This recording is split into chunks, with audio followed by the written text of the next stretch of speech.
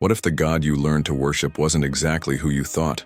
What if there was an ancient truth that was carefully hidden from you for centuries, between pages, translations, and dogmas?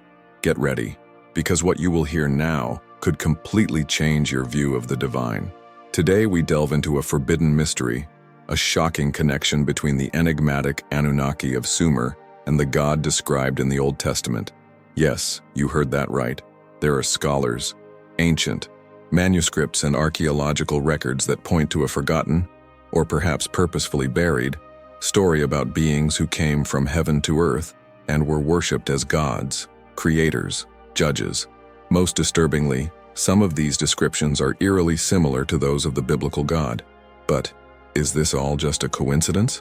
Or is something much bigger being kept secret? Were the Anunnaki the true authors of sacred passages? Why do ancient texts mention gods in the plural when talking about creation? Who was Yahweh? And what was his relationship with Sumerian deities like Enlil or Anu? What the Bible never said clearly is now beginning to be revealed, layer by layer. This is no ordinary video. This is a deep investigation into the origin of faith, humanity, and the truth hidden under the veil of traditional religion. But be careful. Nothing here will be stated lightly. Everything will be compared with the Bible, with respect for Holy Scripture, but with the courage to question what may have been omitted. Take a deep breath, because what you discover now may shake the foundations of what you've always believed in, and it all starts with a forgotten name, Anunnaki. Before we continue, I want to make a personal invitation to you. Don't just watch, but participate in this journey for truth. What do you think about all this? Do you believe that the Anunnaki really existed and could have been confused with the God of the Bible? Or do you think this is just another distorted interpretation of sacred history? Write your opinion here in the comments. I really want to know what your heart and your faith say about this mystery. Each vision, each reflection, enriches this spiritual investigation that we are building together.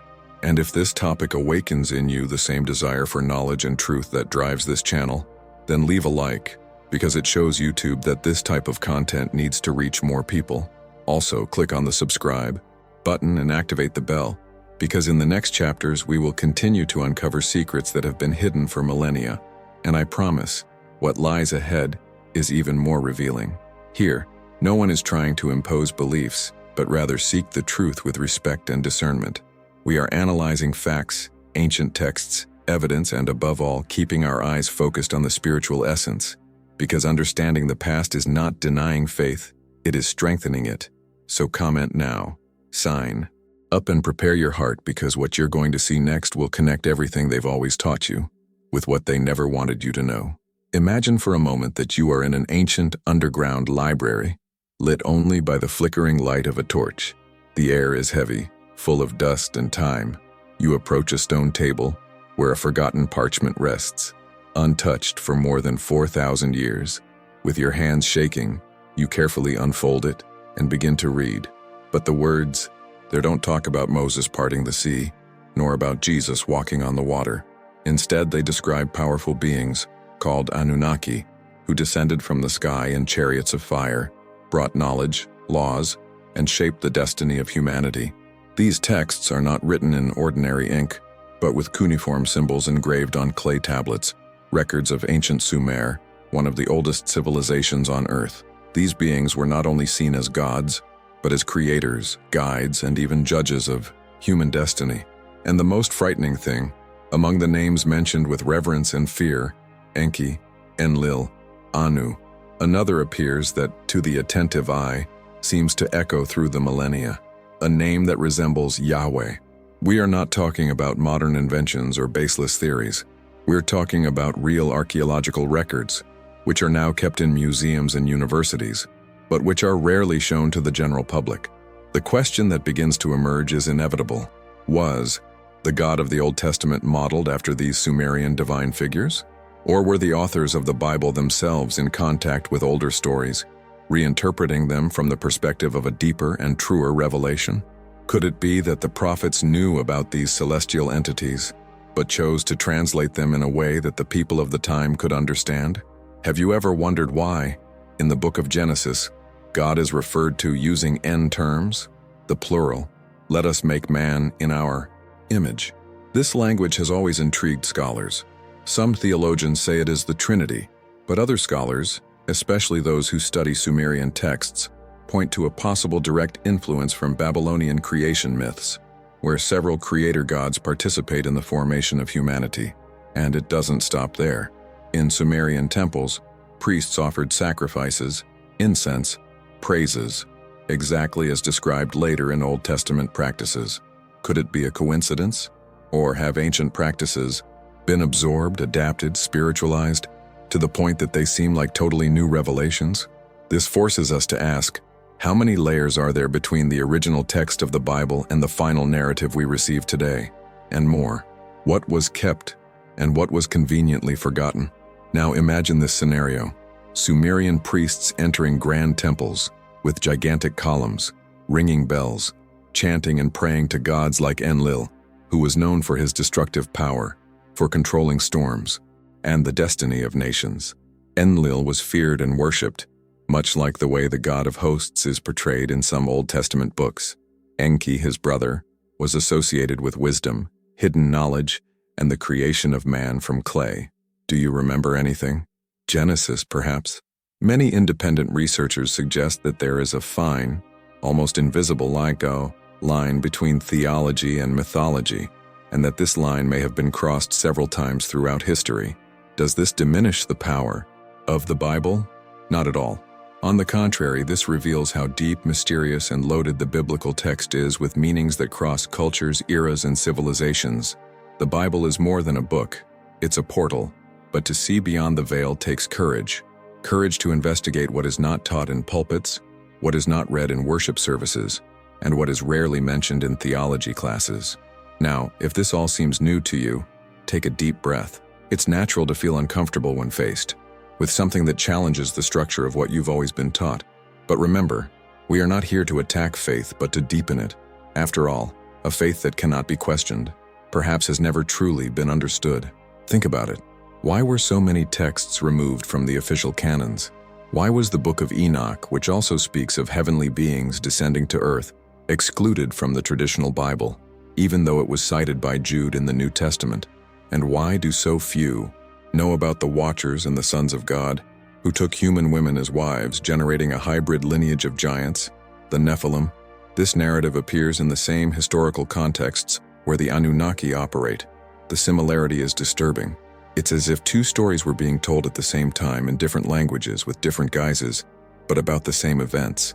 And are you ready to continue this journey with me?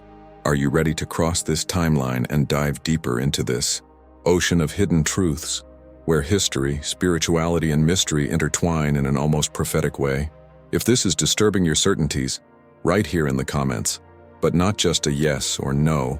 Write something like, "I am ready to know the truth," or "Show me what you have hidden from the Bible," because that will show me that you are here with me on this quest. And of course, if you haven't left a like or forgot to subscribe, this is the ideal time. This helps this video reach more sincere seekers like you, people who also want answers, but most of all want the truth with respect and depth. Now, stay with me, because what comes next will open your eyes even more. What we know about the Anunnaki goes far beyond what documentaries and popular theories usually present. When we delve into the original records, the clay tablets unearthed in ancient Mesopotamian cities such as Ur, Nippur, Eridu, and Lagash, we find an extremely detailed narrative about celestial beings who, according to the Sumerians, descended from the heavens to rule the earth and shape humanity's destiny. These beings, called Anunnaki, are not presented as abstract myths or metaphors, but as real entities, described with very specific names, functions, hierarchies, and characteristics. We are not talking about spiritual symbolism. We are talking about almost administrative records, where each Anunnaki had a task, a jurisdiction, a temple, and even required specific worship rituals. According to Sumerian texts, the Anunnaki were the children of Anu, the god of the heavens, and their role was to govern the affairs of men on earth. They were not all the same. There was a divine elite, led by Enlil, who made important decisions, and there were others of a lesser extent that they performed orders. One of the most fascinating names is Enki, the Lord of Water and Wisdom, which would have played a fundamental role in the creation of humanity. And here comes a fundamental part that many ignore. The texts themselves say that the Anunnaki created humans, shaping them from the earth's clay and mixing with something they call divine blood. The purpose? Serve the gods. Men were created, according to these stories, not for love or redemption, but to perform tasks, worship and support the gods with their sacrifices and devotion. If that looks dark, it is because it really is. But the most disconcerting is to realize how certain biblical passages echo elements of this same narrative. Structure. Think of the creation of Adam from the dust of the earth. Think of the commandments of exclusive worship, the rituals required by God in the Old Testament, the severe punishments for those who disobey, in control over the cycles of nature, in the pests, in the floods, in wars in the name of the divine order. Of course, we are dealing with completely different views of spirituality, but we cannot ignore the unsettling parallelism between these summer entities and the image of the warrior god, judge, and legislator we find in specific parts of the Bible. Archaeologists who deciphered these tablets were not seeking conspiracy theories. They just did the work of translating old symbols, recorded in cuneiform writing, the oldest form of known writing. And what they found there are stories that precede Genesis for centuries, perhaps millennia. Stories of a time when the gods walked among men. Stories of cities founded by the Anunnaki themselves. Divine wars stories that devastated whole regions. Stories of floods sent to destroy human creation, not by spiritual rebellion, but by overpopulation and excessive noise, according to some texts, such as the Attractive. And even that remember something? Yes, it remembers the flood of Noah, a universal event of destruction, followed by an alliance with the new humanity. But who were these Anunnaki after all? Were they extraterrestrial? Were they fallen angels? Were they pagan gods? Or would human interpretations of a greater spiritual reality, translated with the language and symbols that each culture could understand? This is the big question, and she doesn't have a simple answer. But ignoring these sources is closing your eyes to an important piece of our spiritual history. Because when we look at the Sumerian narrative, we see the birth of a powerful idea. Humanity is the creation of a superior power with purpose, but also with control. This dialogues with the feeling of submission that many religions have cultivated over the centuries, and perhaps explain why certain images of God cause more fear than love. Another disturbing resemblance is the description of the Anunnaki as descents from the sky. This expression appears in various cultures, including the Bible. In Genesis 6, for example, we have the children of God who descended to earth and took human women, generating the Nephilim. Now the concept of heavenly beings interacting with humans, mixing their essence with ours, creating hybrid strains, all is present in both the Bible and in the Sumerian texts. The question that does not want to silence is, are we dealing with separate mythologies or with different versions of the same primordial event? Sumerian culture is rich in detail. The gods not only descended, they came with technology, language, power, and taught humanity how to write, build, measure time, observe the heavens. They left architectural legacies, astronomical calendars, and very advanced mathematical systems. And this transmission of divine knowledge also echoes in the Judeo-Christian tradition, when talking, for example, of angels bringing messages, teachings, and prophetic visions. The big difference is that, in biblical tradition, all this is centered on a single, holy and just God, while in Sumerian traditions, there is a multiplicity of often selfish, vindictive, and even childish wills. But still, is it possible to completely ignore the resemblance? Or is the biblical text, with all its spiritual authority, also carries ancient memories, echoing events that precede the story of Israel, but have been reinterpreted and purified over time until it reveals a higher truth? Perhaps the hardest for many to accept that faith can grow with knowledge, not the other way around. Spiritual truth need not fear historical facts. On the contrary, the more we investigate, the more we realize that the history of humanity is intertwined with dimensions that we do not fully understand. Faith need not be blind, it can be deep, questioning, courageous, and that's what we're doing here. If it instituted you, if you are starting to see how these narratives connect in surprising ways, Comment below. Tell me what you think about the Anunnaki. Do you believe they really existed? Do you think they have any relationship with the gods of the Old Testament? Or do you believe they are just symbols of greater spiritual forces? Write phrases like, "I want to know more about the Anunnaki," or "This is blowing my mind" in the comments. This will show me that you are with me in this courageous and spiritual investigation. And prepare your heart, because what comes next goes even deeper. It is impossible to continue this journey of discovery without facing one of the most delicate and intriguing points of this entire connection between the ancient Sumerian gods and the biblical tradition, the figure of Yahweh. For millions of people around the world, Yahweh is the sacred name of the one true God, revealed to Moses on Mount Sinai as the I Am. However, when we delve into the linguistic, cultural, and religious origins of the peoples of the ancient Near East, something disconcerting begins to emerge, an unsettling overlap between Yahweh and much older deities, especially El of the Canaanites and Enlil of the Sumerians. This is not about denying the spirituality contained in the Bible, much less disrespecting faith. What we are doing is lifting a historical veil that few people dare touch, because when we put side by side the characteristics of Yahweh, described mainly in the Old Testament, and the figures of these gods from the pre-biblical world, we realize that there are more points of contact than most imagine. Enlil, for example, was the Lord of heaven and earth, commander of destiny, implacable judge, and owner of the word that could create or destroy. He was feared for his power to send floods, punish cities, control the winds, and punish rebels. Do you remember anyone? At the same time, El, the supreme god of the Canaanite religion, was represented as a patriarchal being, distant but responsible for the creation and command of the pantheon. His name even appears in the Bible itself, in expressions such as El Shaddai or El Elyon, titles that were incorporated into Hebrew worship. This leads us to question, could it be that, over time, elements of these deities were fused, transformed, and reinterpreted until forming the unique figure of Yahweh, the God of the Hebrews?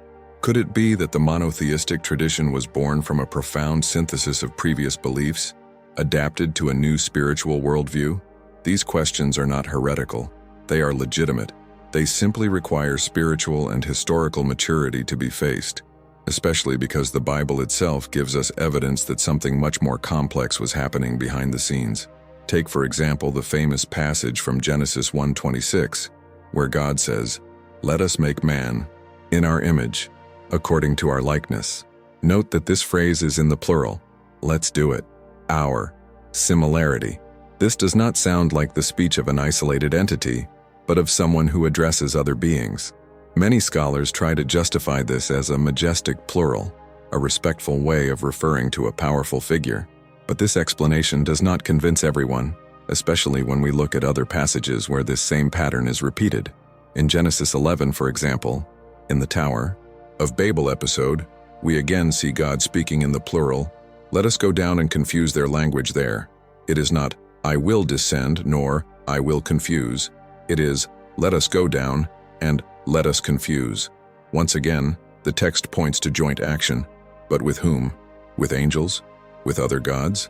With members of a divine assembly? Or with those same celestial beings that the Sumerians called the Anunnaki? It is impossible to ignore that the idea of a heavenly council, a kind of divine court, is present in several biblical passages, especially in the Psalms and the book of Job. In Psalm 82, for example, we read, "God is in the congregation of the mighty. He judges in the midst of the gods." That's right, in the midst of the gods. The Hebrew term used there is Elohim, which, although it can be used to refer to the God of Israel, also literally means gods, in the plural. What does this tell us? That the Bible, in its oldest layers, perhaps preserves echoes of a worldview in which the divine was seen in a more collective way, more structured in celestial hierarchies, and that only later was this vision consolidated into absolute monotheism. This transition was not simple. It happened amid wars, exiles, religious reforms, and ideological clashes. King Josiah himself in the 7th century BC promoted a radical centralization of worship in Jerusalem, destroying altars in other regions and promoting exclusive worship of Yahweh. This already shows that, until then, there was a diversity of cults and sacred names in Israel. The national god gained shape, name, personality, and exclusivity as the people consolidated themselves as an action. But returning to the connection with the Anunnaki, isn't it strange that in Sumerian mythologies the gods also met in assemblies, decided the fate of men, and were called lords of heaven and earth, that they had control over the waters, the winds, the earthquakes, the animals, and the cycles of nature? That required temples, sacrifices, and obedience, that they would come down to earth in times of crisis to bring order among humans? The similarity is disturbing. It is even more disturbing when we remember that the Hebrews lived for centuries surrounded by these cultures. Sumerians, Akkadians, Babylonians, Assyrians, and Canaanites. Did they not absorb, consciously or unconsciously, elements of these traditions? Of course, Yahweh is much more than a reflection of ancient gods. He reveals himself as a God of justice, compassion, and holiness. But perhaps over time, divine revelation was filtered, shaped and enriched by the language and symbolism available at the time. After all, how can we express the eternal with human words? How to speak about the transcendent with earthly vocabulary? The most important thing is to understand that studying these connections does not weaken faith. On the contrary, it can strengthen, because it shows us that divine revelation walks with humanity, crosses cultures, and uses the means available to transmit a deeper truth. But to see this, it takes courage. Courage to question, courage to accept that the Bible is more than a holy book. It is a living, layered construct that requires constant excavation. And now that we've come this far, I want to know what you think about this.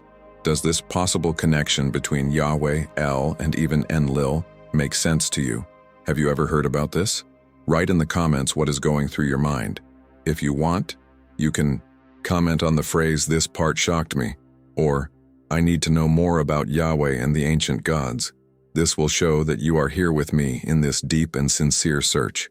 Hold on tight, because what comes next will further challenge what you always thought you knew about faith, the Bible, and heavenly beings. The real danger was never the existence of ancient narratives, nor even the presence of Sumerian records that mention the Anunnaki, Enlil, or other celestial figures prior to the formal emergence of Hebrew monotheism. The real danger, and perhaps the quietest, is what they did to these stories over time, how they were absorbed, distorted, hidden, or manipulated to serve interests that were not always aimed at the search for spiritual truth. The question that begins to echo, especially when we put Sumerian accounts and biblical records side by side, is, who transformed myths into dogmas, and even worse, who hid this process from the eyes of ordinary people? When knowledge becomes power, truth becomes currency, and those who control narratives also control consciences. We are not talking here about a denial of faith or an attempt to discredit the Holy Bible in any way. We are talking about the urgent need to separate what is pure spiritual revelation from what was historically constructed, inserted, or even forced by human structures that, over time, assumed the role of mediators of divinity. Because the truth is that not everything we were taught came from Scripture in its original state. Much of what became doctrine, law, or dogma throughout history was the result of political decisions, councils, imperial interests, and conscious manipulations of content. And this isn't a conspiracy theory, it's documented history. Just investigate the records of ecclesiastical councils, the decrees of emperors, the disputes between religious factions, and the censorship of texts considered too dangerous for the common people. When archaeologists discovered clay tablets in ancient Mesopotamia, the impact was immediate. Those writings spoke about creation, the flood, celestial entities, and even about a being called Enlil, who sent a great cataclysm to Earth, a plot that, in many ways, resembles the narrative of Genesis. However, these records were not considered canonical. They were not included in the Scriptures. And why? Did they contradict the fundamental truths of the faith? Or did they contradict what the religious leaders of certain times wanted to be accepted as the unique, unquestionable, immutable truth? This tension between spiritual truth and institutional power has accompanied humanity for millennia. The very formation of the biblical canon as we know it today went through several filters. Books were deleted, modified, or simply silenced. Texts such as the Book of Enoch, the Gospel of Thomas, the Gospel of Mary Magdalene, among many others, were considered dangerous for presenting different views of the theological structure that was created. I was overwhelmed over time, but what was so threatening in them? Perhaps the fact that they put the human being in a direct connection with the divine without the need for intermediaries. Perhaps because they reveal the existence of distinct spiritual beings, or for proposing a less institutionalized view of faith. This would be a problem for any power structure that wanted to control not only religion, but the mind and spirit of people. Theologians and archaeologists continue to be divided to this day. On the one hand, we have scholars who argue that the Bible is inspired and inerrant in its essence, even with its historical and cultural contexts. On the other hand, we have academics that point to archaeological evidence, showing that many of the biblical accounts have ancient parallels in other cultures, parallels that cannot be ignored. But do these two visions really need to be in conflict? Or is there a point of balance? Where can divine revelation coexist with a broader understanding of human history? Spirituality need not fear the investigation. In fact, the true spiritual seeks to understand, deepen, to touch the oldest roots of what we call faith. And if this faith was born in the midst of an environment surrounded by myths, gods, rituals, and symbols, that's fine. This does not make it less true. On the contrary, it makes it richer, deeper, more connected with the human journey. But when this faith is kidnapped by power, structures, religious, political, or ideological, so yes, we have a problem, because faith is no longer a bridge to the divine and becomes a tool of domination. How many times did this have happened throughout history? How many truths were buried in the name of convenience? How many interpretations were distorted to justify wars, persecution, condemnations, and control over whole peoples? The manipulation of the truth does not happen with noise. It happens in the silence of the meeting rooms, in the carefully chosen words of the official texts, in the biased translations, in the books taken, in the ignored passages, in the rewritten stories.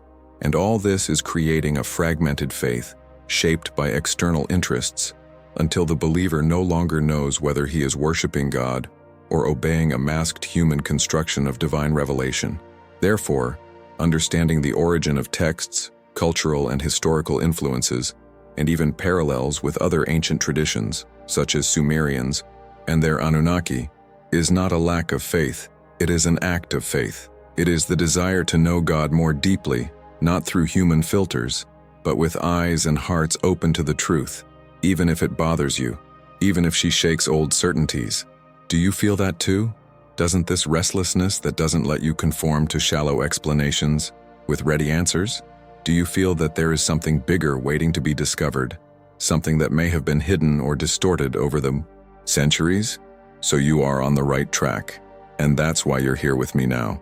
Because this search is not just for information, it is by revelation, for spiritual freedom, for a reunion with the essence of faith, without manipulation, without distortions, without fear of the truth.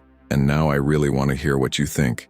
If this passage has moved you, write in the comments the phrase, "I'm starting to see what they hid," or say what surprised you most in this part of the investigation. I read everything, and your opinion helps keep this conversation alive. And if you haven't left the like yet, do it now, because the algorithm understands that this content deserves to be shown to more people. And of course, if you feel that someone else needs to hear it, share it. But stay with me, because what comes next will dive even deeper into the darker and revealing of this story.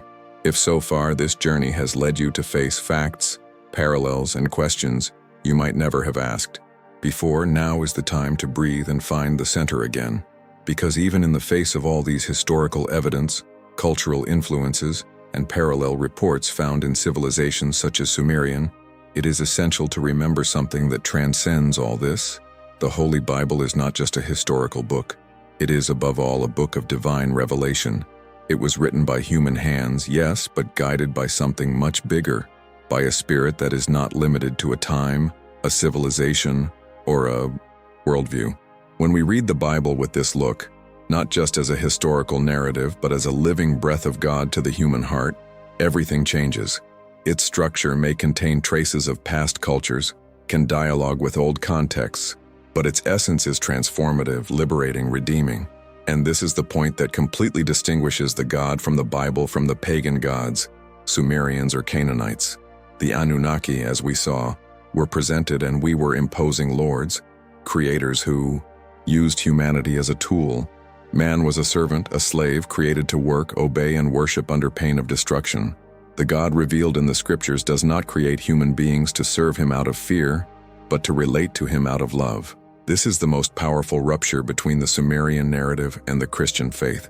In Genesis, even when man falls, even when he disobeys, God does not destroy him immediately. He covers it. He protects you. He promises redemption. In the New Testament, this promise materializes in a figure who breaks all religious structures and redefines what it means to know God, Jesus Christ. He does not come like the Sumerian gods, demanding human sacrifices, gold, temples, or rituals. He does not demand servitude. He surrenders. He doesn't take other people's lives. He offers his. He does not come to be served, but to serve. He does not impose fear by force, but wins hearts by grace. This isn't just a narrative difference. It is a spiritual revolution. It is the revelation that God is not hidden in the heavens far away, surrounded by a divine elite that decides the destiny of humanity like playing dice. God becomes man. He steps in the dust of the earth, touches lepers, weeps with the mourners, forgives traitors, loves the rejected, and challenges the religious systems that place too much weight on the shoulders of the faithful. He does not dominate with terror, but liberates with truth. This is the God revealed in Christ, the opposite of everything the Anunnaki stood for. While the ancient gods demanded sacrifices to appease their fury, Jesus became the sacrifice himself to reconcile us with the Father. While the gods of the past punished with wars and catastrophes, the Christ of the cross cries out, "Father, forgive them." While the Sumerian temples were places of fear and obligation, the living temple of the New Testament is the human body transformed by the presence of the Spirit. This is the beauty and power of biblical revelation. It is not confusion, it is invitation. It's not prison, it's freedom. It's not fear, it's love. But it is precisely because of this grandeur that it was, and still is, attacked, distorted, and sometimes compared to mythologies that, although they have their historical and archaeological value, never reached the level of revelation that the scriptures present. The Bible is not just another ancient book among so many other records. It is not a random compilation of stories. It has a common thread that runs through it from Genesis to Revelation, God's plan to rescue humanity. Every symbol, every prophecy, every genealogy, every event points to an eternal purpose, the restoration of communion between creator and creature. It is true that biblical texts have undergone translations, interpretations, and revisions over the centuries. It is true that there was human interference, especially on the part of religious structures that wanted to control the narrative. But still, the divine breath remains. The Bible survived empires, persecutions, censorship, wars, and even today, it is the most read, persecuted, translated, and studied book in the world. This doesn't happen with myths. This happens with truths that resonate in the human spirit, truths that no one can erase. And if you are here until now, it is because within you there is that same desire, not just to understand the story, but to find the revelation. And this revelation is alive, not just in the pages of the Bible, but in the way it transforms lives, how it heals wounds, how it frees minds, how it rebuilds identities. The God of the Bible does not need to be defended. He reveals himself. He shows himself to those who have eyes to see and ears to hear. But to do this, it is necessary to clean the lens of religiosity and blind tradition. It is necessary to recognize that, yes, there are historical influences, there are cultural overlaps, but the essence of the Bible is beyond structure. She is spirit. She is life. You no longer have to choose between faith and knowledge, between spirituality and truth. The Bible unites these dimensions. She is a bridge between heaven and earth. It connects man to eternity. And all this, not to imprison you in cold doctrines, but to lead you to a living relationship with the Creator, a relationship that does not require Sumerian sacrifices, but a sincere heart, a broken spirit, a mind open to be renewed. And now I want to hear you. What do you feel when you realize this difference between the Anunnaki and the God revealed in the scriptures? What caught your attention the most at this point in our investigation? Write here in the comments the phrase, "Now I understand why the Bible is different," or "Revelation goes beyond history," so I know that you are here with me on this journey that goes far beyond information. It's an awakening. Like this video, share it with those you know need to hear this, and stay with me, because what comes next will connect all of this with a secret that most people never know, realized when reading the scriptures. And now that we've come this far, you might be asking yourself, but what about my faith? What changes in everything I've heard so far? And I understand you, because when we start to compare what we have always believed with new information, with historical records, with comparisons between ancient cultures, it is natural for discomfort, doubts, and even that silent fear of going too far to arise. But listen carefully to what I'm going to tell you now. True faith is not fragile. She doesn't shy away from honest questions. She gets stronger, because believing without questioning may seem like comfort, but it is an empty comfort. The faith that remains firm after facing the facts, the historical layers and the spiritual parallels, this is a deep, unshakable faith. The influence of ancient civilizations on the construction of later cultures is a fact. This is not theory, it is history. The language, the rituals, the spiritual concepts, all of this was passed from generation to generation, gaining new guises, new interpretations. The Hebrew people did not live isolated from the world. They spent centuries among Egyptians, Babylonians, Canaanites, and these influences inevitably left their mark on the way their writings were recorded. But this does not diminish the Bible. On the contrary, it reveals the divine wisdom of using man's culture to speak to man's heart. Because God always spoke to human beings in the language they could understand. And this language passed through myths, through oral traditions, through clay tablets, through parchments, until it reached us. The most important thing here is not whether or not there were echoes of Enlil and Yahweh, or whether Sumerian rituals influenced the religious practices described in Leviticus. What matters is what is behind all this. A God who does not reveal himself from top to bottom with impositions, but who delves into human history, contradictions, symbols, available words, to lead man towards him. And when you understand this, fear begins to disappear, because you realize that you are not losing faith, you are polishing it. It is removing the crusts of religiosity and allowing the essence to shine brighter. And do you know what's most beautiful about all this? This is because Jesus, at the center of Christian revelation, did not deny the past, but gave it new meaning. He took what the people knew, the prophets, the laws, the Psalms, and showed that it all pointed to something bigger, something that was beyond the lyrics, beyond the rituals, beyond the traditions. He showed that the temple was him, that the sacrifice was him, that the presence of God was no longer restricted to the ark, but walked among the people. This, in itself, is a gigantic departure from everything that came before. No Anunnaki would have done this. No Sumerian god would have chosen to die for those he created. And then, when you look at this entire timeline, from the Sumerians to the Hebrews, from the patriarchs to Christ, you realize that the goal was never to build a perfect religion, but to reveal a personal, accessible, and real God. A God who is not tied to the past, but who uses the past to show us the eternal present.